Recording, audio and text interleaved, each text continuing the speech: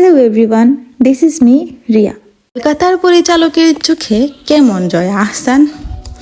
জয়া আহসান প্রতিনিয়তই নিজেকে ভাঙছেন আর নতুন করে করছেন।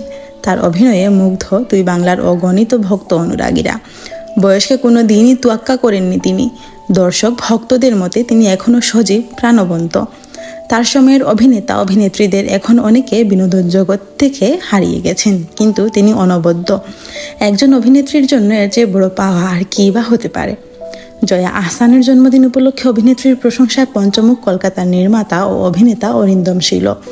জয়াকে নিয়ে তার উপলব্ধির কথা প্রকাশ করেছে ভারতীয় গণমাধ্যম আনন্দবাজার অনলাইনে। অরিন্দম লিখেন, সোমবার জয়ার জন্মদিন। অভিনেত্রী হিসেবে ও অনেকটা পথ পেরিয়ে এলো ভেবেই আমার ভালো লাগে। অনেকেই জানেন এপার বাংলায় জয়ার প্রথম ছবি আবর্ত আমার পরিচালনায়। তাই আজ ওর জন্মদিন উপলক্ষে লিখতে বসে অনেক পুরনো কথা পরপর মনে পড়ছে। অভিনেত্রী জয়া এপার বাংলার দর্শকদের কাছে এখন পরিচিত মুখ, কিন্তু আজকের এই লেখায় ওকে আমি কিভাবে খুঁজে পাই সেই অজানা গল্প দিয়ে শুরু করতে চাই। আমি শুরু থেকেই তারকা নয়, চরিত্রের কথা ভেবে অভিনেতা নির্বাচনের চেষ্টা করি। সেইভাবেই আবর্ত ছবিতে জয়াকে নির্বাচন করা। এপার বাংলায় তখন চারু চরিত্রের জন্য অভিনেত্রীর খোঁজ করছি, অথচ চরিত্রটির জন্য একাকিত্ব, নিষ্পাপ, শান্ত একটা মুখ কোথাও খুঁজে পাচ্ছি না। তখন বাংলাদেশের আমার কয়েকজন বন্ধু আমাকে জয়ার কথা বলে।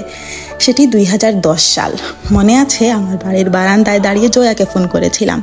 তখন মোবাইলে আইএসটি খুব খরচ সাপেক্ষ ছিল। জয়া আমাকে বলে, দাদা, আমি ঢাকা থেকে অনেক দূরে শুটিং করছি, আপনাকে আমার কাজের কিছু নমুনা পাঠাচ্ছি, আপনি দেখে নিন, তারপর আমরা কথা বলবো। জয়ার সঙ্গে সেই ফোনাফোনের পর বেশ কিছুদিন কেটে গেল।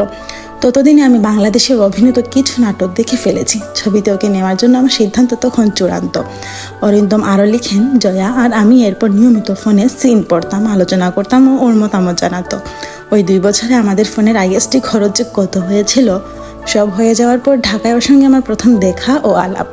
ঢাকারই এক প্রযোজক ও পরিচালকের অফিসে বসে জয়াকে ছবির গোটা চিত্রনাট্যটি পড়ে শুনিয়েছিলাম। শুধু তাই নয়, বাংলাদেশের একজন অভিনেত্রীকে ছবিতে নেওয়া নিয়েও সমালোচনা সহ্য করতে হয়েছিল অরিন্দম শীলকে। পরিচালকের ভাষ্য, তখন ওটিটি ছিল না। কথায় কথায় 2 বাংলার শিল্পীরা একসঙ্গে কাজ করতেন না। সেখানে জয়া নতুন মুখ, কিন্তু আমি আমার ইনস্টিংক্ট থেকে কিছু বিষয় বুঝে গিয়েছিলাম। পরে ছবি মুক্তির পর আমার সিদ্ধান্ত যে সঠিক ছিল তা প্রমাণিত হয়েছিল। এরপর আরও অনেক কথা লিখে শেষের দিকে একদম পরিচালক লিখেন, জয়াকে নিয়ে আমি খুবই গর্বিত। অভিনেত্রী হিসেবে ও বারবার আমাদের চমকে দিয়েছে। আরও অনেকটা পথ ওকে অতিক্রম করতে হবে। জন্মদিনে আমার কামনা, জয়া যেন ওর পারিবারিক জীবনে সুখে শান্তিতে থাকে। ভবিষ্যতে যেন ও আরও ভালো কাজ করে, সেটাই চাই। ওর সঙ্গেও খুব দ্রুত একটা নতুন কাজ করার অপেক্ষায় রয়েছি। Thanks for watching. Please subscribe to my channel and follow for more.